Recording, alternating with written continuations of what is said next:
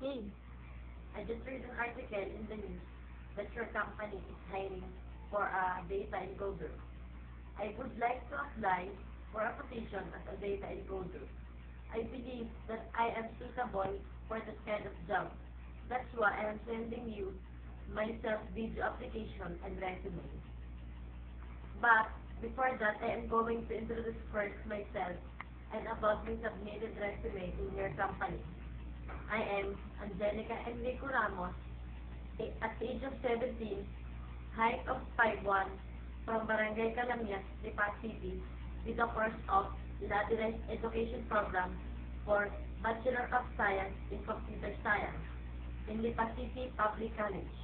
I got my certificate on the job training of 200 hours in Inseco Computer Center at St. Michael's Building 3, T. Torres Street, Lipa City. And also, I have a job experience for the said company. After my OJT, as an encoder within 2 months, I am knowledgeable in computer applications, and I can also detect errors on software and hardware problems.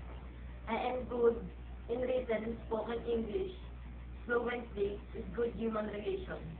I am applying for your company because I have a course which is related to computer.